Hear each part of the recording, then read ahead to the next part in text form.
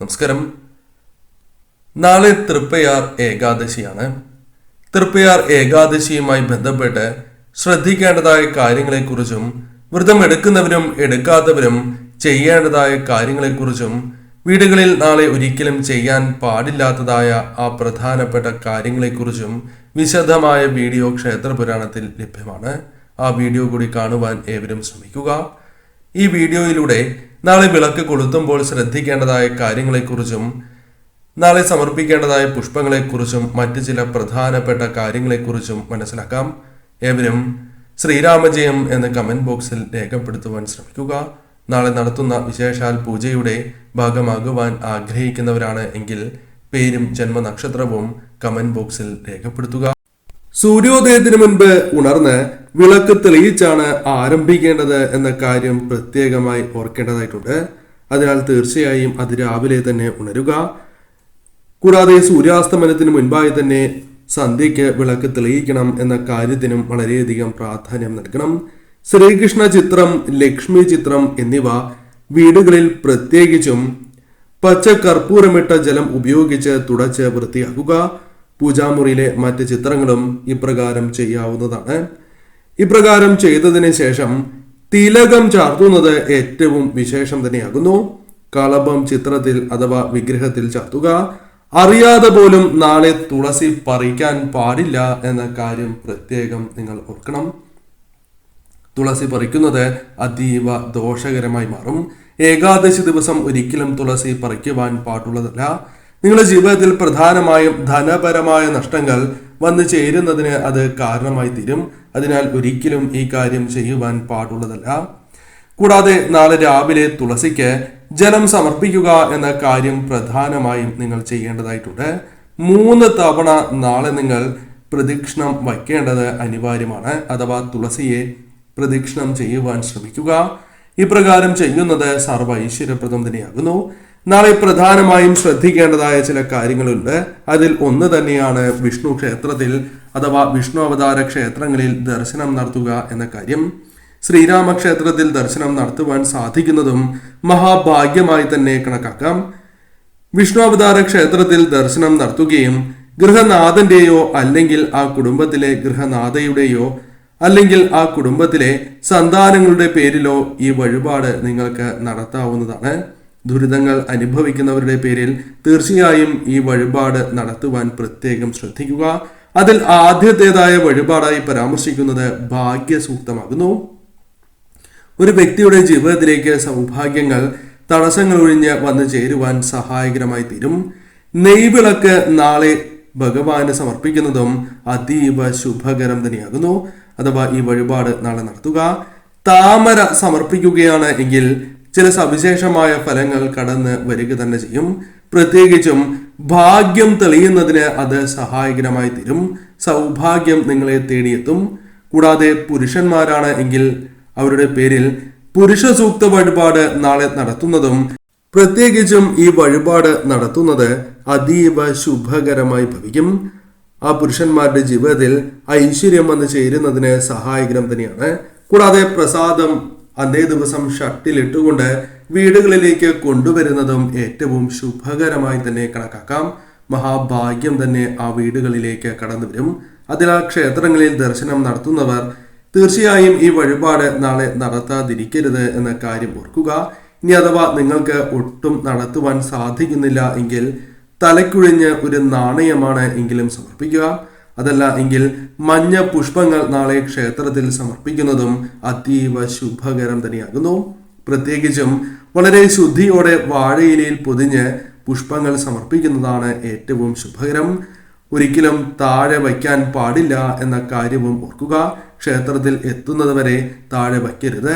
ആ കാര്യത്തിന് പ്രാധാന്യം നിങ്ങൾ നൽകണം. വൈകുന്നേരം ഈ 2 ഇടങ്ങളിൽ ദീപം തെളിയിക്കുകയാണ് എങ്കിൽ അത് ഏറ്റവും വിശേഷപ്പെട്ടതായ ഫലങ്ങളായി മാറും. അതിൽ ആദ്യത്തേത് പൂജാമുറിയാണ്. പൂജാമുറിയിൽ തീർച്ചയായും നാളെ നിങ്ങൾ വിളക്ക് തെളിയിക്കേണ്ടതായിട്ടുണ്ട്. അതിന് സാധിക്കുന്നില്ല അഥവാ പുറത്താണ് വിളക്ക് തെളിയിക്കാറ് എങ്കിൽ പ്രധാന വാതിലിന് നേരെ പുറത്തായും വിളക്ക് തെളിയിക്കാവുന്നതാണ്. ഇപ്രകാരം ചെയ്യുന്നതും സർവ്വ ഐശ്വര്യപ്രദം തന്നെയാകുന്നു.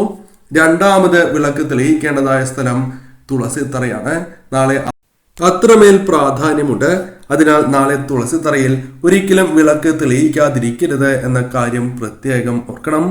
കടബാധ്യതകൾ, ദുഃഖങ്ങൾ, ദുരിതങ്ങൾ വിട്ടൊഴിഞ്ഞു പോകുവാനും നാൾക്ക് നാൾ ഐശ്വര്യങ്ങളും ഉയർച്ചയും ജീവിതത്തിലേക്ക് വന്നു ചേരുവാനും സഹായകരമാണ് ഇപ്രകാരം ചെയ്യുന്നത്. അതിനാൽ തീർച്ചയായും ഈ കാര്യം നിങ്ങൾ വീടുകളിൽ ചെയ്യേണ്ടത് അനിവാര്യം തന്നെയാകുന്നു. കൂടാതെ നാളെ ഒരു പ്രധാനപ്പെട്ട കാര്യം കൂടി ചെയ്യുക. നാളെ വിളക്ക് തെളിയിക്കുമ്പോൾ ആ വിളക്കിൽ ഏലക്കയിട്ട് തെളിയിക്കുന്നത് അതീവ ശുഭകരമാണ്. വിളക്ക് ഭദ്രദീപം തന്നെ തെളിയിക്കുവാൻ പ്രത്യേകം ശ്രദ്ധിക്കുക. ഇപ്രകാരം ചെയ്യുന്നതിലൂടെ ലക്ഷ്മി നാരായണ പ്രീതി വർദ്ധിക്കുവാൻ, ലക്ഷ്മി നാരായണന്മാരുടെ അനുഗ്രഹം വർദ്ധിക്കുവാൻ അത് സഹായകരമായി തീരും. അതിനാൽ തീർച്ചയായും ഈ ഒരു കാര്യവും നാളെ വീടുകളിൽ നിങ്ങൾ ചെയ്യുക. രാവിലെ വളരെയധികം പ്രാധാന്യമുണ്ട്. അതിനാൽ ഞാൻ ഈ പരാമർശിക്കുന്ന കാര്യങ്ങൾ പ്രത്യേകിച്ചും രാവിലെ നിങ്ങൾ ചെയ്യുവാൻ ശ്രമിക്കുക. ബ്രഹ്മാവ് കലിയുഗത്തിൽ ജപിക്കാനായും കലി ബാധയിൽ നിന്നും മോചനം ലഭിക്കുന്നതിനുമായും നാരദ മഹർഷിക്ക് ഉപദേശിച്ചു കൊടുത്ത മന്ത്രമുണ്ട്. ഈ മന്ത്രം നാളെ ജപിക്കുകയാണ് എങ്കിൽ അത് നിങ്ങളുടെ ജീവിതത്തിൽ സർവ്വ സൗഭാഗ്യങ്ങളും ഐശ്വര്യങ്ങളും കൊണ്ടുവരും. ഈ മന്ത്രം നിത്യവും ജപിക്കുന്നതും ഏറ്റവും വിശേഷം തന്നെയാണ്. 11 തവണയെങ്കിലും നിത്യവും ജപിക്കുവാൻ ഏവരും ശ്രദ്ധിക്കുക. നിങ്ങളുടെ മനസ്സിലേക്ക് അല്ലെങ്കിൽ നിങ്ങളുടെ ജീവിതത്തിലേക്ക് പോസിറ്റീവ് ഊർജം വന്നു ചേരുകയും ശരിയായ രീതിയിൽ ചിന്തിക്കാനും പ്രവർത്തിക്കാനും സാധിക്കും. നാളെ ഈ മന്ത്രജപത്തിന് വളരെയധികം പ്രാധാന്യമുണ്ട്. ആ നാമം ഇപ്രകാരമാണ്: ഹരേ രാമ ഹരേ രാമ രാമ രാമ ഹരേ ഹരേ ഹരേ കൃഷ്ണ കൃഷ്ണ കൃഷ്ണ ഹരേ ഹരേ എന്നാണ് മന്ത്രം. ഈ മന്ത്രം ഏവർക്കും അറിയാവുന്ന, പലരും നിത്യവും ജപിക്കുന്നതായ ഒരു മന്ത്രം തന്നെയാകുന്നു. അതിനാൽ ഈ മന്ത്രം നാളെ പ്രത്യേകിച്ചും 108 ജപിക്കുവാൻ നിങ്ങൾ ശ്രമിക്കുക. ഹരി എന്നാൽ നാരായണൻ. ഇതിൽ 16 നാമങ്ങളാണ് ഉള്ളത്. അതിനാൽ വളരെയധികം പ്രാധാന്യമുള്ള മന്ത്രമാണ്. നിങ്ങൾ തീർച്ചയായും ജപിക്കുക. സർവ്വ ഐശ്വര്യങ്ങൾ തന്നെ നിങ്ങളുടെ ജീവിതത്തിലേക്ക് കടന്ന് വരിക തന്നെ ചെയ്യും. ഇനി പരാമർശിക്കാൻ പോകുന്നത് മറ്റൊരു വിശേഷപ്പെട്ടതായ മന്ത്രത്തെക്കുറിച്ചാണ്.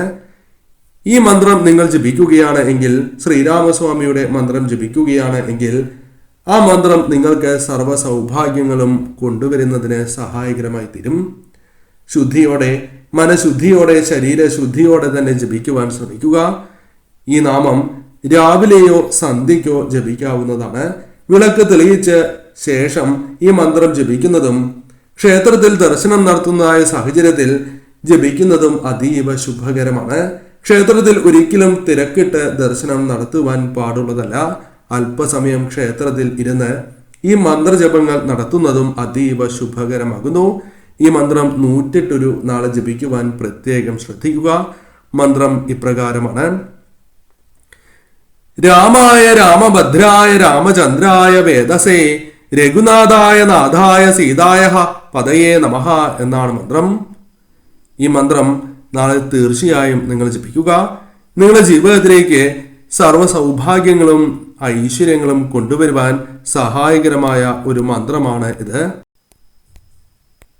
രാമായ രാമഭദ്രായ രാമചന്ദ്രായ വേദസേ രഘുനാഥായ നാഥായ സീതായ പതയേ നമഃ എന്നാണ് മന്ത്രം. ഈ മന്ത്രം തീർച്ചയായും നാളെ 108 ഏവരും ജപിക്കുവാൻ ശ്രമിക്കുക. ഭഗവാന്റെ അനുഗ്രഹത്താൽ സർവ്വ സൗഭാഗ്യങ്ങളും ഐശ്വര്യങ്ങളും നിങ്ങളുടെ ജീവിതത്തിലേക്ക് കടന്ന് വരിക തന്നെ ചെയ്യും. ഞാൻ ഈ പരാമർശിച്ച കാര്യങ്ങൾ നാളെ ഭഗവാനെ മനസ്സിൽ ധ്യാനിച്ചുകൊണ്ട് തന്നെ ചെയ്യുവാൻ ഏവരും ശ്രമിക്കുക.